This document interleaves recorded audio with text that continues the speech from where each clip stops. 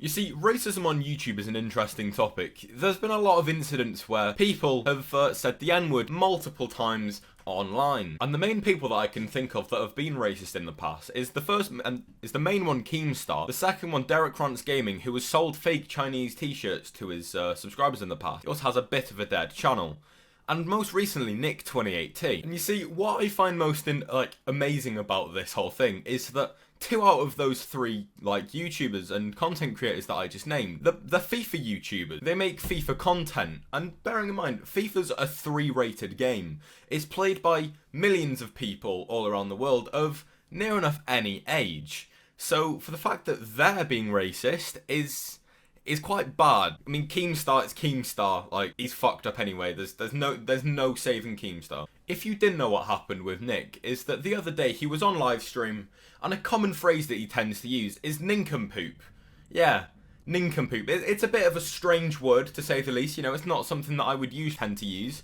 But he's quite a child-friendly sort of content creator. He tends to not swear as much as a lot of people do, as he does have a family. So the fact that he came out with the N-word is kind of surprising. Whether he meant to do it or not is another question, as the player that he was using that messed up was black, and yeah, that's what makes it kind of bad. Is that was he directing it at that player or was he not? Was it just a common fuck up? And you see, back in my FIFA days, which are very bad times, so we're not going to talk about that. I used to support Nick financially, as I used to subscribe to him on Twitch, and I think I was a 9-month subscriber, so I'd been subscribed to his channel for 9 months, paying about $5 every month. He was a streamer that I watched very regularly, and since I don't really watch FIFA anymore or play the game, I've stopped really watching him, and I've not watched him for a while, so I don't know if he has changed.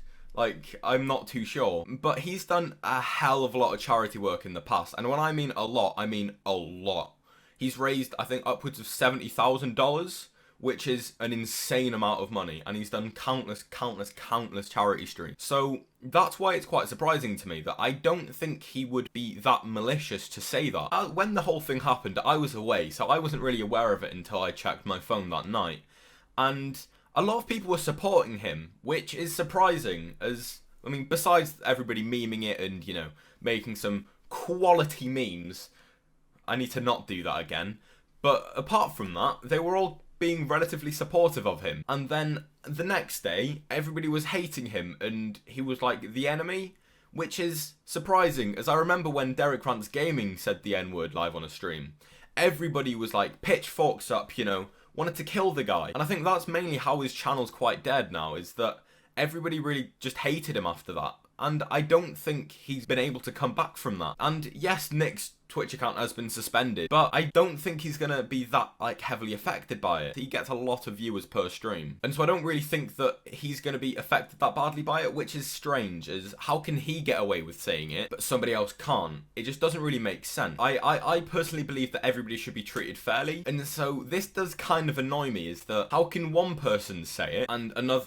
and be completely let off by it, and then another person says it and they basically get their channel sort of ruined and their sort of YouTube career sort of destroyed. And then there's Keemstar, but you know, everybody just memes that now. But that is besides the point though. I just don't understand how one person can get away with it and another can't. I mean, like I said, granted, yes, he has, Nick has done a lot of charity work, but even then, I don't think that really justifies the fact that he should be let away with it. Or if he shouldn't be let away with it, the other person, didn't really deserve to get their channel taken down. I say taken down. His channel's pretty much dead at this point. They ask you how you are, and you just have to say that you're fine when you're not really fine, but you just can't get into it because they would never understand. But like I mentioned, Nick has his channel suspended on Twitch for 7 days, and whether that's going to be increased to be a more permanent suspension, or if not ban, or whether he's going to come back and everything's going to be fine and dandy, I really do not know. I really just want everybody to be treated fairly. And with this whole thing is, I wanted to talk about something else as well, is that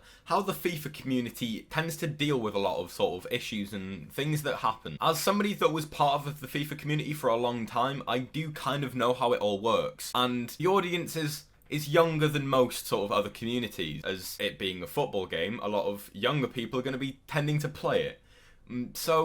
And a lot of them are more impressionable than others. The main thing that the FIFA community does wrong when it comes to dealing with situations is that they all jump on a bandwagon, which is very bad, seeing as if one person says something and sends any little bit of hate to one person's channel, kind of like the commentary community, but the FIFA community is worse in my opinion. Seeing as though one person can say something and then all of their subscribers will go over to that person's channel and instantly hate on them for no real reason. And that's bullying. And now, I don't want to go too off topic, as I want to be the main topic of this video is the racism subject. But I just wanted to touch on it quickly, as it is something that really bothers me. And the FIFA community as well. I mean, titling on YouTube, you know, very interesting. A lot of clickbait and a lot of the time, a lot of misleading titles. The amount of times that I say that, probably each video is bad. Like, it's really, really bad. But the FIFA community is worse. It's the worst community that I know of for misleading titles. Seeing as though there's this thing on FIFA called a foot draft. And basically, you choose your team, you get 5 players for each position. Usually the team's pretty shit. And, everybody wants to get the highest rated team. 9 times out of 10, what people will do is, 192 foot draft, right? But because you've added a question mark to it, just like any random question, if you're gonna accuse somebody of shit, all you gotta do is add a question mark, right? And you're fine. But all they do is add a question mark to some random numbers, and it instantly gets them thousands and thousands of views. So I can understand why they do it, but it's just a bit wrong, as it is lying, as misleading is. Well, I need to stop talking about misleading titles. It's becoming a subject that I talk about every single fucking video. I really do need to stop. But anyway, I hope you did enjoy this video. It's more of a rant video, I need to find more shit to react to, as they're usually amusing. But anyway, yeah, I hope you did enjoy this video. If you did, make sure to like, comment, and subscribe. And I will see you in the next video. Peace out, guys.